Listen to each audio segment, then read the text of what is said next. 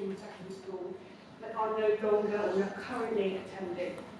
Of those girls, one of them identifies as non-binary, and the others did not declare. So, one of the things I did for these girls was ask them to give me some quantitative, for want of a better word, on their attendance statistics from the beginning of their primary school up until they left. And what I'd like you to do with your Play-Doh, if you have it, or a pen or pencil, or indeed just listen, is to use your Play-Doh to make a line, roll out as a sausage, and see if you can indicate what that pathway to absence might look like. So Alex stopped attending school in year 9. What might that look like? And if you've drawn it, you hold it up when you've done it, or if you've rolled it out, and it's very difficult, you have no need to lean on.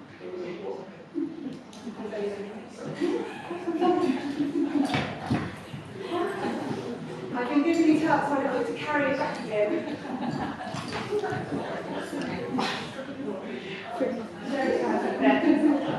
Okay, let me finish. Anything else? Okay, so, oh, that's nice waving one there. That's really good. We've got slightly, got some little slates in front here, which is quite interesting. Do you have a straight line? Yeah. Maybe a straight line there. So, this is her actual statistics. So it looks like everything was going fine, and then it dropped off this. And the other girls in my study, I put those lines up there as well. Does anybody want to tell me what messages we might get? This was the only data we had on why girls stopped attending school, autistic girls. Where would you think the problem lies? Stress, pressure, sound, transition. Anything else? Social play. Yes, play. Social yes. Okay, and where do you think? I'm worried about stressing this a bit, and I'm saying it's all kind of over here, isn't it, in the kind of secondary school area. And the problem with that is that if anybody's looking at official statistics, that is where they're going to put those sources. But actually, that doesn't tell us the whole picture. It doesn't tell us why, does it? So the next thing I did with these girls was I got them to create some pathways to absence, some life histories of their experiences. And I asked them to chart, based on their own memories, what were good experiences and events at school and which were not so good. Higher up you went, the better experience, the lower down, the worst experience. So again, for the same girl, Alex, could you now use your Play-Doh or draw a line to show what that might look like in reality?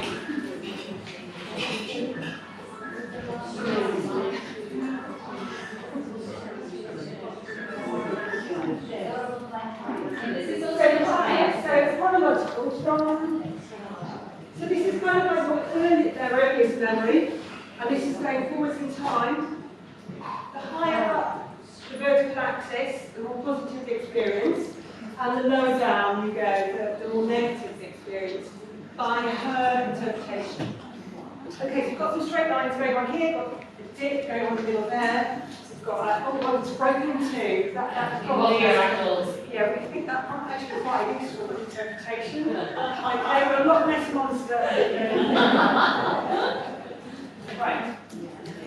So this is the structural line. Yeah. And I think probably a lot of you had that idea. What I think is really interesting, and she's not alone, all of them look like this. What's really interesting is that as you can see that the issues started much earlier, and that not all of her experiences were negative. There were also quite a lot of positive experiences. And this is important because her experiences and the experiences of the other girls in my study, basically they use these experiences to try and understand and create meaning, which we could then drive into recommendations for schools. So we looked at these negative events. They did a thematic analysis for me, so they put all of this into themes. And they also looked at 3 negative experiences to try and work out what didn't the school do which could make a difference. And they looked at the positive experiences to say, this is why these things really worked. This is what went well. This is what the school did well. Because it's really important to learn from that too. We also did some interviewing regarding their views on whether being autistic and being an autistic girl has an impact. And because they can't be here today, and obviously all of these names are pseudonyms, I've asked some people in the audience today to articulate some of the transcripts from these girls. So the first question is, do you think autistic girls' experiences of school are different to those of autistic boys? So can I ask Jane, first of all, what her view was? So every time I read the book, intruding and bothering everyone, just sit down and do their work, I would just constantly be called feisty and catty. It was like any more argument. It was so stupid, you could not argue against it because it was one word and you can't argue against the word. So once you said it, it was over for you. So I just ended up hating it because I hate being called feisty now. Now I see it as being such like a boyfriend. And someone's being difficult, when a girl's being difficult, I'll just call her feisty and she can't do anything. And so I guess autism and girls might be seen as more emotional, like things which we genuinely can't control. People might just think, oh, they're just being emotional because they're girls, teenage girls being emotional, what's new? And it might actually genuinely be different. Thank you. And I should say at this point that actually all the girls in my study were all, referred to the term, they internalise the school. So possibly the people that I'm working with in my research are children and young people who actually internalise. It's not that they're girls, it's that their strategy of coping is to internalise their difficulties. And that's why they fly under the radar. And obviously, society's expectations form a huge part of that. Bobby, very you. okay. Very much so, mainly because autistic boys, the most commonly seen traits are seen in them. So the girls go kind of hidden, which makes it a lot harder to get them diagnosed or help or anything like that. But at the same time, they have the same different difficulties. They just present in different ways, such as, so they keep quiet, the autistic girls. But the boys make it obvious that they're having problems with the issue. Or they won't make it obvious, but it's clear they're having a problem, not that the rest of the world can see that. I know I can find out, I haven't got time to do 5. So can I do, the second question was, do you think being autistic is part of the reason you're not in school? And can I ask Alex to be part of what you have written down, please? Yes, in the sense of if I wasn't autistic, I might be more likely to be in school. However, I don't think it's my autism that's caused it. I think it's the lack of understanding of other people that's caused it. There are things that, taking something even really simple, like an inability, like struggling with sensory overload, even something as simple as that didn't have any connection to social stuff. If people understood more, they would not leave that flickering light on, not let the classroom get as loud as it does. Well, having people just be deeply unpleasant. I don't think it's caused by my autism. I think that it was caused by people's lack of understanding. I think that if I wasn't autistic, it might be a very different story. But I can't change that I'm autistic, whereas other people can change, can inform themselves, so it's not my fault. I never got an LSA. I was never even officially introduced to them, to the learning support base. I was struggling academically though, but it was masked by my high academic abilities, do you know what I mean? I was struggling, but if you just looked at a piece of paper, it didn't look like my grades were worse than other people's. Thank you. So I'm still deep in the middle of analysing all of my data, but some of the things that are coming out are things like being academically able, actually stopping going to school, not being a rejection of learning, but actually being a rejection of the environment because their needs are being overlooked by the basis of the fact that the impact of those difficulties that they're experiencing because of the environment and because of other people's attitudes, the impact is on them rather than on teachers and peers. And that creates problems in terms of getting the right support to them. That's probably my 10 minutes in there. So thank you very much. If you have any messages that pop out to you as you've been listening to that, please pop on a post-it and let me have them later. That would be really helpful. And you're welcome to keep them.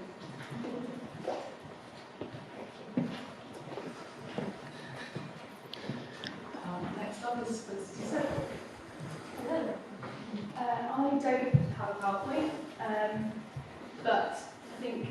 more appropriate than I realised that I'm following Ruth, because, so, just as Ruth said, she's autistic, I'm autistic, but I came to autism research through lived experiences with my friends and family.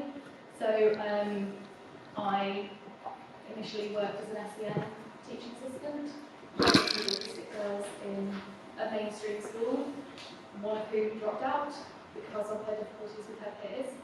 I also have a very close friend who nearly dropped out of university through a mental health crisis. And those two experiences sort of combined with my academic interests anyway. I'm now a lecturer at Bristol and I do research on the friendships and relationships of autistic girls and women. My PhD looked at the friendships of autistic girls in mostly mainstream schools, and I was really interested in the gender differences between autistic girls and boys because of all of the emerging work at that time about gender differences, female phenotypes, differences in social motivation. I'll talk a bit at the end about how some of those views on gender are changing. But essentially, we found that autistic girls and boys had very different friendships, and in ways that were quite similar to how neurotypical girls and boys have different friendships.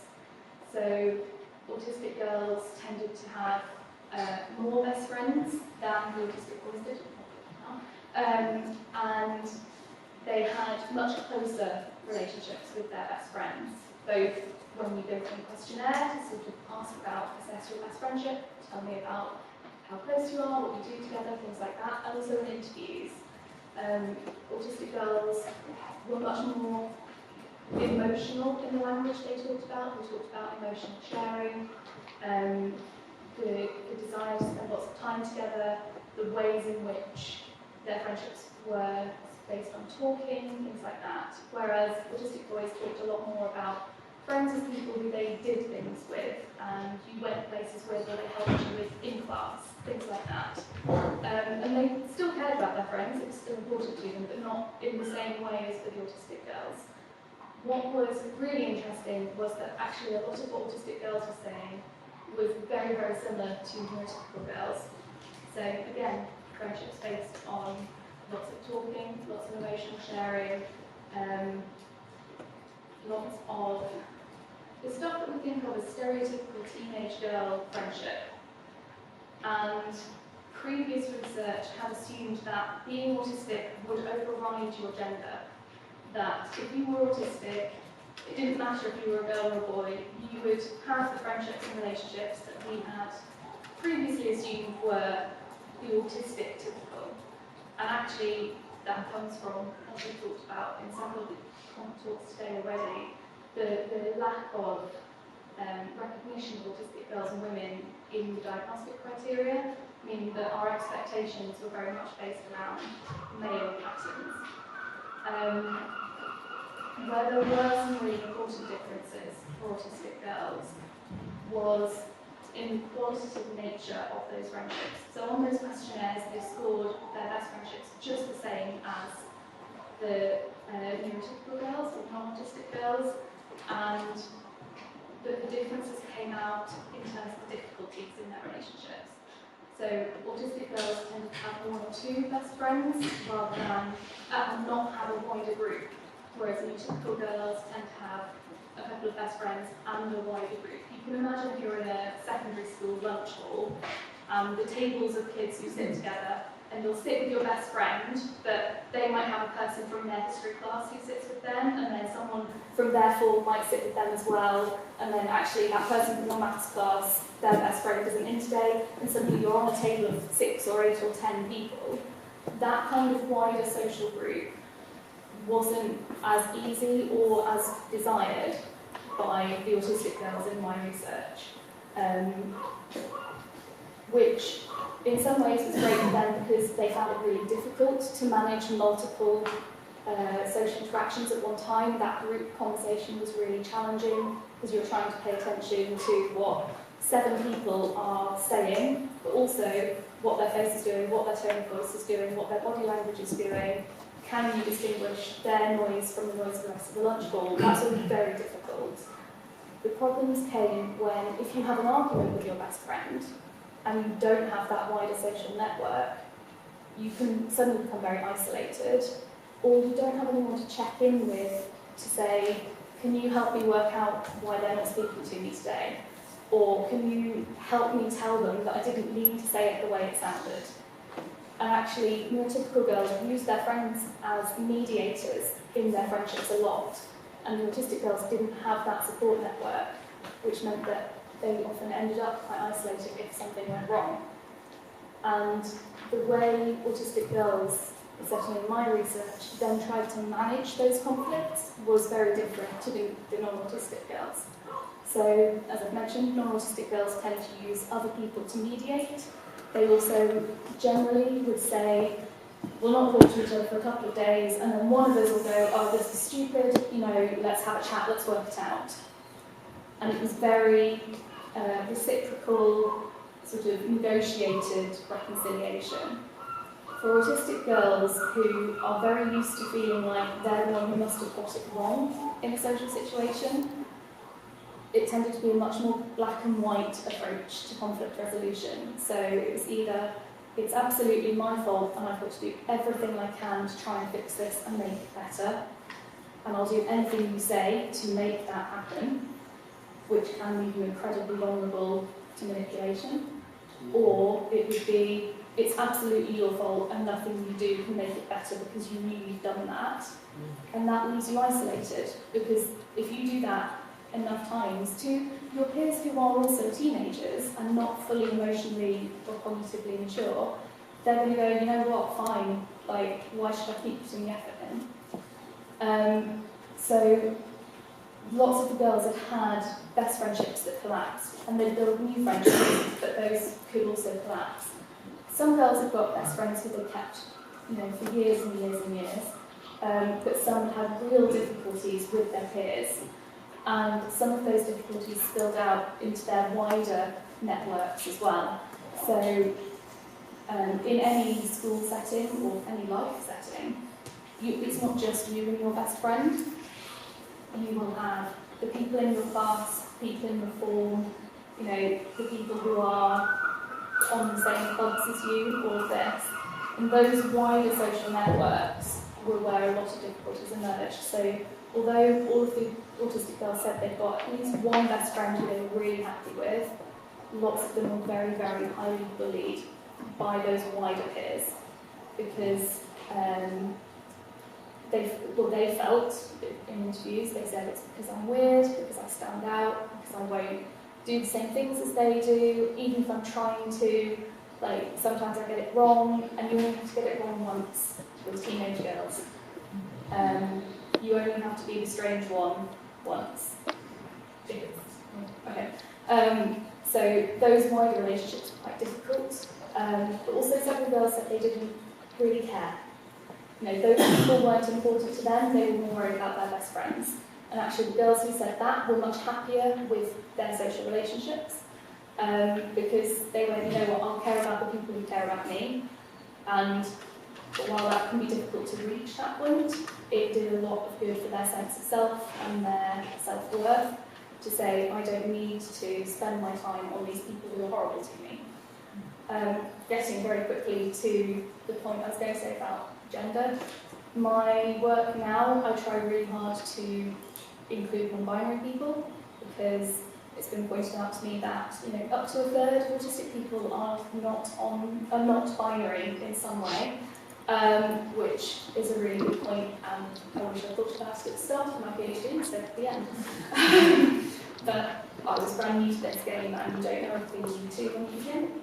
So I've recently done a study specifically looking at the relationships of non-binary autistic adults in comparison to those of men and women. And interestingly found that non-binary autistic adults rate their closest relationship better than either men or women. They say they are closer to, normally they would rate a partner or a best friend.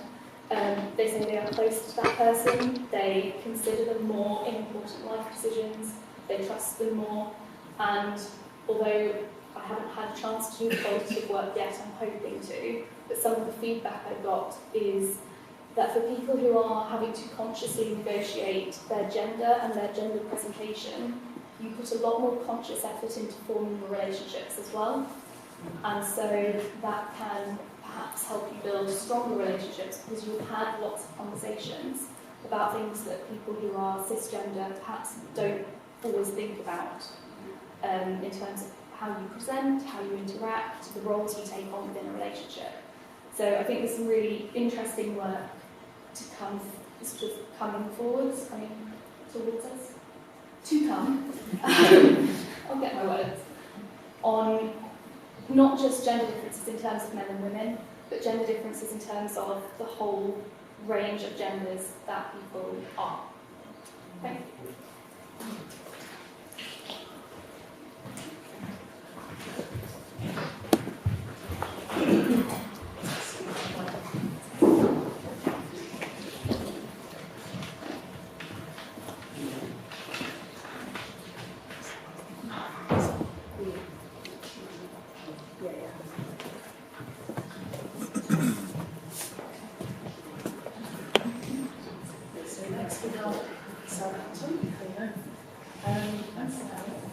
So I'm doing a PhD, so I'm just going to talk to you about my PhD research.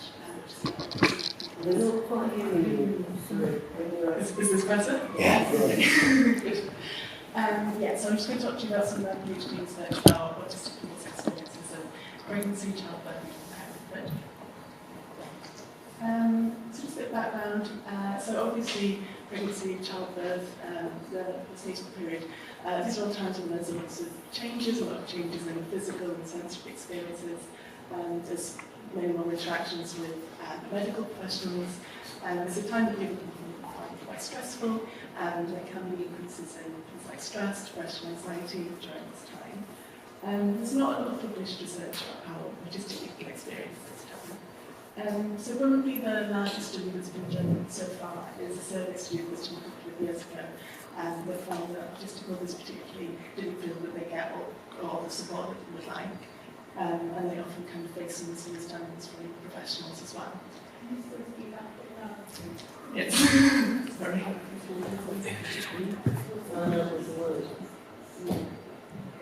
Thank you. So this study didn't really look at pregnancy and childbirth and early stages of parenthood specifically. So I was quite interested in that experience. So I did a qualitative study doing semi-structured interviews, and I talked to 20 autistic people who all happened to identify as women. And I talked to them once during the third trimester of pregnancy about their experiences of being pregnant, and I talked to them again a couple of months after their baby was born about their experience of childbirth and being a parent to a new baby. So most of the people that I talked to were in their 20s and 30s. They mostly had university education, most of them had partners. They were generally based around the UK. I spoke to a couple of people in Ireland and the USA as well. They're mostly first-time mums, and most of them received their autism diagnosis in early adulthood. So I'm still collecting data for this study, so I'm just going to talk about quite a basic preliminary analysis of this data that I've done so far, but things might change as I get a bit more data. So these are just some quotes from the people that I spoke to. So the people I spoke to really highlighted about their experience of pregnancy that the sensory experiences were a lot more intense. So any kind of existing sensory sensitivities, they often felt were heightened. And this applied to things like smell and taste, but also things like hearing, vision, and other sensory experiences. And some people felt that they had more shutdowns and meltdowns than usual, and these could be a bit more unpredictable because everything was just a lot more intense. So they often talked about finding the kind of adjusting to all the changes involved quite tricky as well, because obviously a lot of kind of changes physically in quite a short period of time. And people also talked about feeling quite sensitive to their bodies, so things like feeling their baby moving quite early on, things like that. So moving on from the kind of physical experiences, people I talked to also with highlighted that during their interactions with midwives and the health professionals that they often felt that midwives didn't have a particularly good understanding of autism and what that might mean for them. And so this might be something that they might bring up in an initial appointment, but often wouldn't really be mentioned again after that.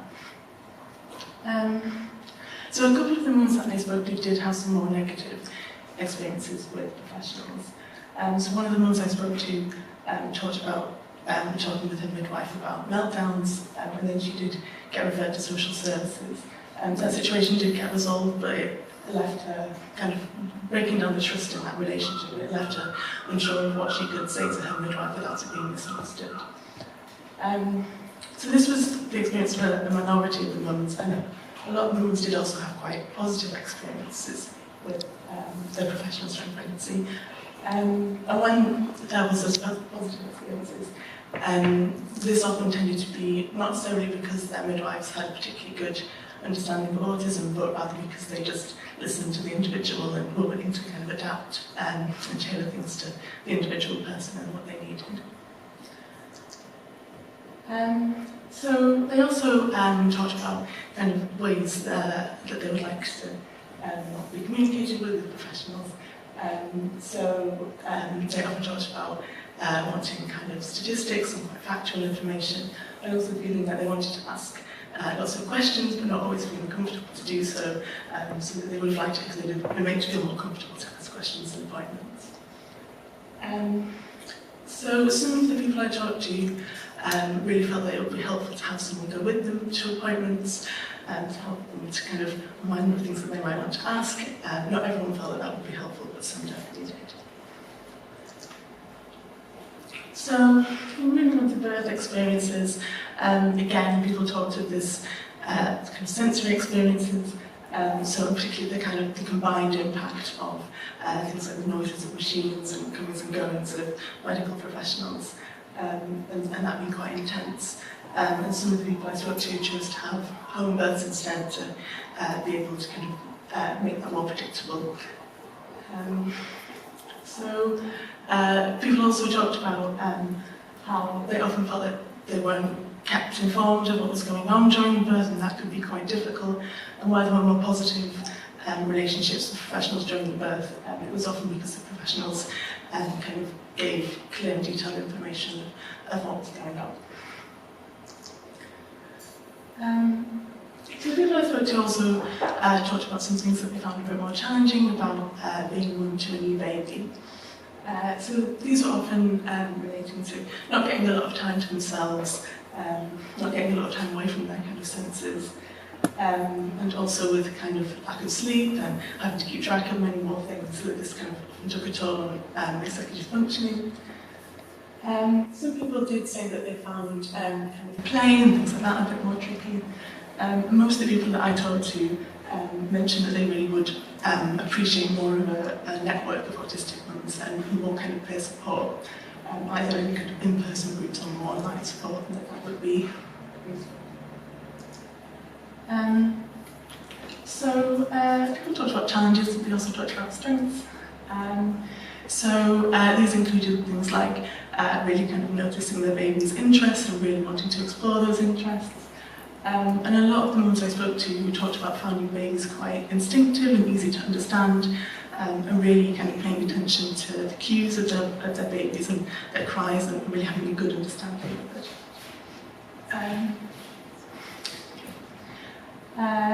Yes. And some parents talked about kind of really having a drive to be understanding of their children, and link that to possibly feeling quite misunderstood themselves growing up. And where people did talk about challenges, they often talked about kind of really having a drive to overcome any of those challenges. So one of them was talked about kind of not really liking messy play for sensory reasons, but really wanting to give their baby the opportunity to do this in other contexts. So just to summarise, so the people I talked to really highlighted kind of differences in sensory experiences and the need for more kind of autism knowledge from the professionals and clearer information from professionals. And they talked about some challenges with executive functioning and strengths in kind of understanding their children and having kind of a detailed understanding of their children. So in terms of where I'm taking this next, I've just about finished collecting data for an online survey study that covers many of the same themes as these interviews. And the aim of that is really just to see whether the themes that have come out of the interviews will generalise to a big sample, and with those data sets together, we can have a better idea of how autistic parents can be better supported. And thank you.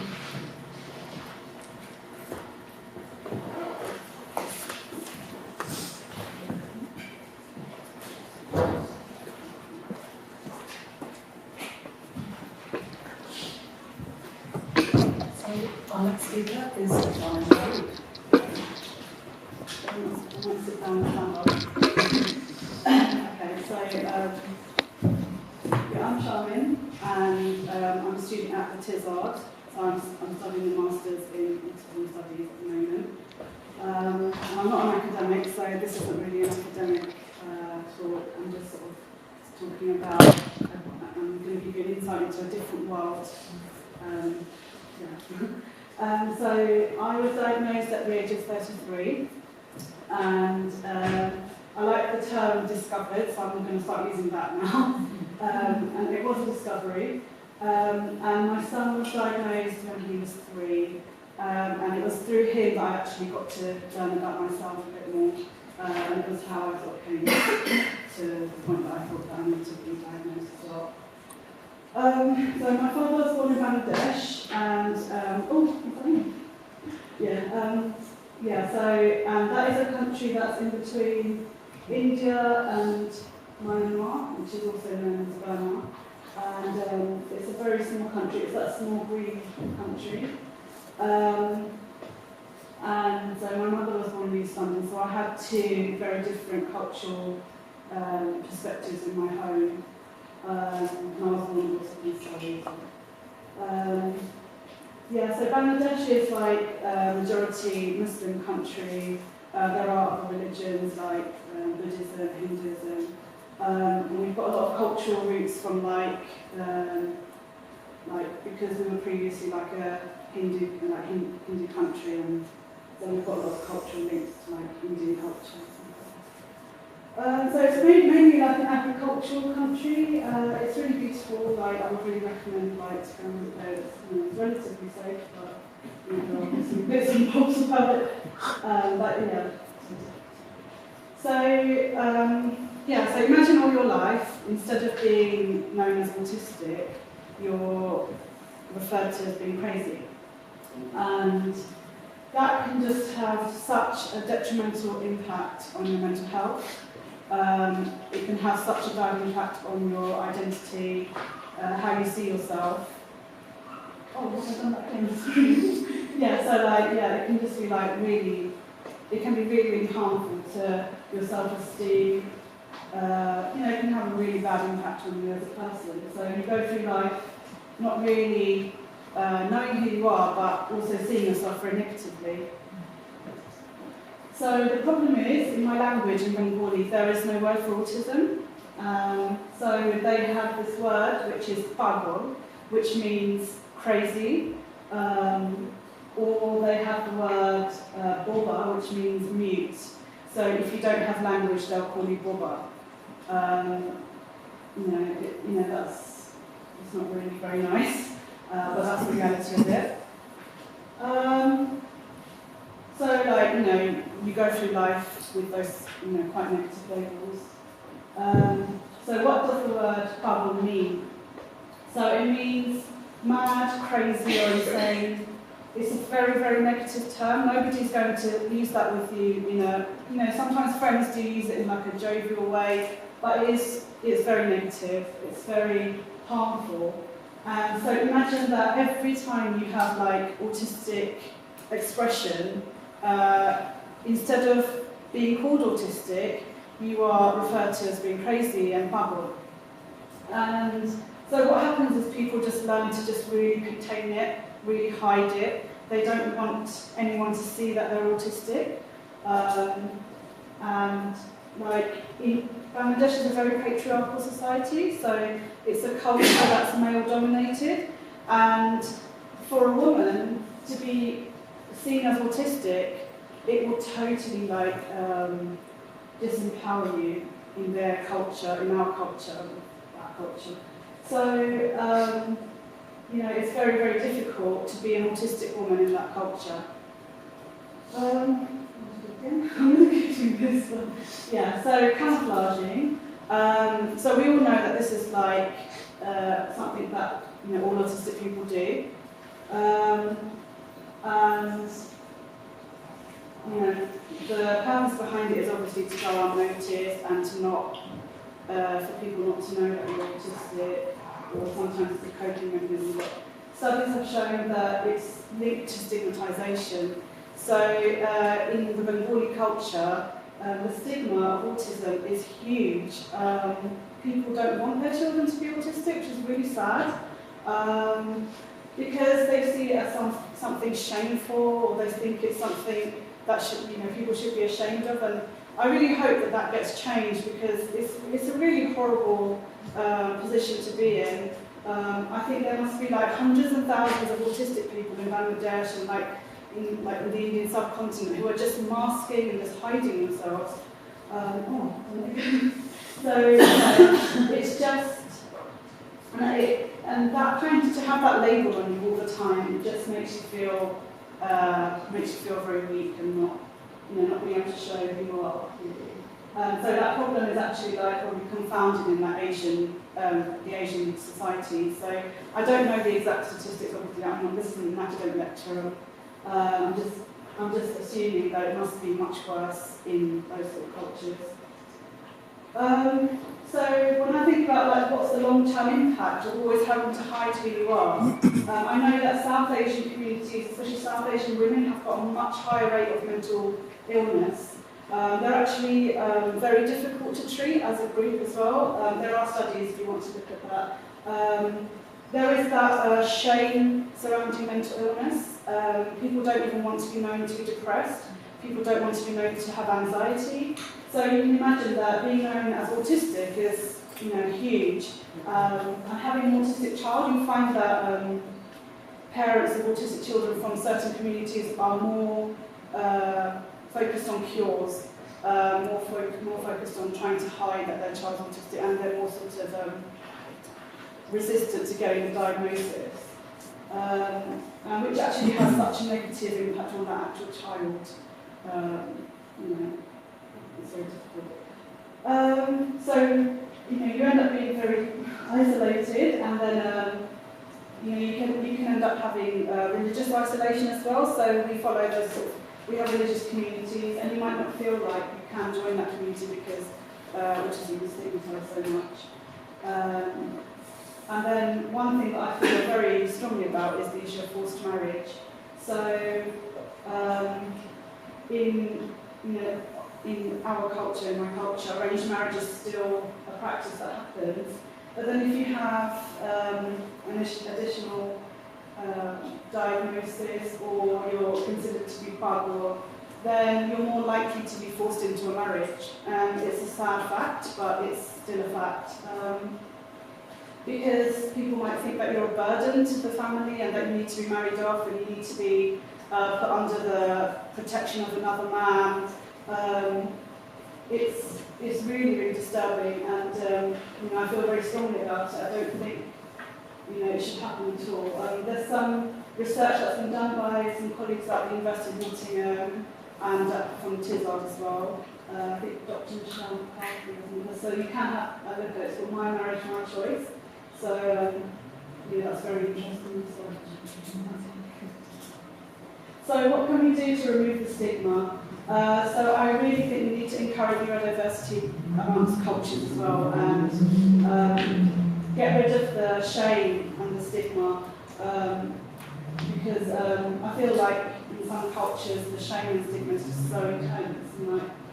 And then consent and capacity, because you know, women aren't a burden, and autistic women aren't a burden. They shouldn't be forced into marriage. You know, nobody should see them as needing to be married off or anything like that. And I think we need to have cross-cultural communication. I think that we shouldn't be afraid to talk to each other, even though we have different cultures and different religions, because when we talk to each other, we actually open these things up and they're not hidden anymore. Because it's the hidden part that's making these things stronger. You know, the shame and the stigma. People are able to hide and they're able to stop autistic women in these cultures from coming out and being themselves. So we need to talk to each other. We need to really just not be afraid to talk to each other and discuss these things.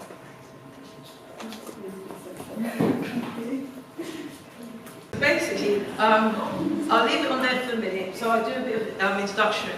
How I end up being connected to autism. Nathaniel, my son, is 16 now. He was diagnosed with autism and ADHD in 2008. But my journey is a little bit different because as a black mother, my journey was that I worked in television, so I would not have seen none of the traits, anything. But when at the time when I would pick him up, it was always told about it was my parenting skills. But then I think what people don't realise is that I always say to everybody, autism affects everybody exactly the same. But when it comes to people of colour, you find that the journey is very different. But my experience has been that I've had more support from the white community than I did from the black community or the Asian community, because they didn't see autism. What they saw was just a naughty child. Okay? So, BME families and poor white families experience the same challenges and experiences. Jury is not just black and white. Lack of research and estimated statistics on BME participation. BME families may be in denial due to cultural upbringing and belief. Medication, greatest fear for many parents in educating. Black people and MMR is a stigma. Again, because of a lot of research that's been done over the years, there was research where they were injecting black boys in Africa. So you find a lot of the time families in the black community don't want to vaccinate their children for many, many reasons. Low numbers of BME professionals, researchers, again, like here, I'm the only black person here. But then when I worked in television, it made no difference to me because I was always used to just being me. I didn't see colour, I just wanted to get somewhere in life. There'll be professionals who have the best interest for the child, but parents deny the help. Family courts, criminal courts, cultural bias, misconceptions about autism and unskilled magistrates and paralegals. Again, I've met lots of families, not just black parents, who've gone to court, family courts just say autism is not an excuse because they don't understand the child, especially if the mother is autistic, they don't want to even help. So we do need to get more professionals that are appropriate adults to come and support a lot of autistic mothers. Next one. Does everybody know what BME means? Okay, next one. Go quick. Right. Right, the general lack of awareness, knowledge and acceptance about ASC in the BME communities, including health professionals and educators. Severe lack of representation of black and Asian autistic females, lack of diagnostics, affordable and cultural appropriate screening tools. I'll jump ahead on some of these. What I've found out again is that when there's parents that come to me and say, my child is exhibiting these type of behaviours, I say, why don't you try and get them to assess? Don't say autism, just say, my child is struggling with social communication. Because sometimes everybody just thinks the child is autistic. I say, not necessarily, because there's other conditions out there they've got to be aware of. So you've got to stop keeping just saying autism, because I think people are just stuck on that label and not realise there's other conditions out there that they've got to be very careful of. Okay. One thing I've noticed in the community is that people always see that black people are aggressive. That's the journey that I've had when every time I went into a lot of meetings, everybody used to try and tell me that I had a chip on my shoulder. I saw my files, and on my files, all it was is that I was mentally ill, suicidal, because I'm not afraid to say it, there's a lot of women that have been sexually abused, or have gone through domestic abuse. And if they've gone through those things, how's that woman, especially if they're autistic, how are they able to come forward? So I had to open up about my childhood experiences so I could help other people. The second voice can't help people if I can't help other communities, so I had to open up before I could help everybody. And what I found on social media is there's a lot of broken women out there who have been sexually abused, but nobody talks about that. Okay, next one. Next one. Again, what I've done is I've just shown that in different communities you find that stigma is still within the African community. My family are not African, they're Guyanese and Aruban, so my journey has always been different where I never fit in. So at school, I was the child that didn't fit in with the African community and the Jamaican community. So it got to the point where I was just me. So that's why when the puzzle came about, it was just about me. I never fit in nowhere. I was always just Venessa, Bobb, just a bit quirky. Next one, next one, next one, next one, next one. Right. Sickle cell anemia. I don't have sickle cell anemia, but what I try to explain to a lot of people is autism within the black community is not just the black community. Mediterraneans, Australians do get sickle cell. Again, if somebody who has got pain, they're tired, how can that person say diagnosed autism? So as practitioners, sometimes you've got to look beyond sometimes what that pain is. Because it took for me to meet with people who got sickle cell and autism to realise that they were still trying to understand who they were. So they may know about the sickle cell, but autism is something that is a bit of a taboo within the BME community. Next one. Again, this is just to show you a lot of the traits or the ailments that a person experiences. So imagine if you're going through that, no diagnosis of autism or sickle cell, this is what gets lost for a lot of the BME community. Next one. Vitamin D deficiency. My daughter, Michaela, 13, she was diagnosed with autism, ADHD, epilepsy, 2017, 2018. But what I found out is that she's a school refusal, and they were telling me that she needs to get out of bed early. It took me to take her to the epilepsy doctor who did a assessment for her to find that she had vitamin D deficiency. So sometimes, again, everybody just looks at autism, but they don't realise that they can't keep just blaming it on autism. They have to look beyond. So if a woman says, I'm feeling tired, even a man, I'm feeling tired, my body's aching, they need to do some tests and look beyond. And I think it's very important. Next one.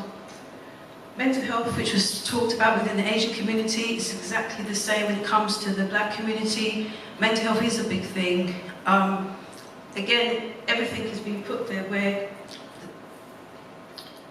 in general, people from the BME groups living in the UK are more likely to be diagnosed with mental health. I know quite a lot of young people, young men, young women who've been diagnosed with schizophrenia, only to find out years down the line they obviously were Asperger's or autistic. Again, it happens in the white community as well. It's not just in the BME, but it's something that in the BME community there is a stigma. They don't want to accept the diagnosis. Next one. Abuse is something that people don't look at, as I said, because there's a lot of young people that I've met as well that I deal with domestic abuse with young people. And if abuse is touched on, especially if they're autistic, you find they will admit to a lot of things, and it's a disadvantage to them, because when it comes to professionals who don't understand autism, especially the police, you find that person probably going to court charged because of them admitting to something they didn't even realise because of the way the questions have been given to them, wrong language. So it's about telling the professionals, the parents, even schools, people from units, you've got to be careful how they're portrayed. Next one. Okay. Go next one. Next one. Next one. Next one. Right, what I'm going to do here is just to show you the difference with my daughter, Shauna. She left home when she was 14 in 2015. At the time when she left, I think she was overwhelmed by all the family dynamics at the house. What you find out that everything there is something that I experienced. But just to show you how damaging it is that it took my daughter to come home in 2017 in June for her graduation, is that I actually had a picture, but I didn't put it on this slide, and I totally forgot, is that at the time, my youngest one said, Mum, something's wrong with Louise. It took me in September that I had to deliver my grandson, and he's 22 months old. So what you find out sometimes when the previous speaker was speaking on childbirth is that what I experienced was the system is failing a lot of young people, because sometimes when a young girl becomes pregnant, me as a black mother, they try to say that I'm a single black mother. I was actually married. I actually had a life, but then obviously when that word autism came in, my life changed. So I fit that criteria, single mother. But having a young girl, 18, with nearly a 2-year-old, society have failed a lot of young mums, teen mums, and it's something that young autistic, young girls, young parents need the support, and that's something I think we need to look into. Next one. Next one. Again, if somebody says they organise a BME organisation, my words are, I can't speak for 2,000 African languages.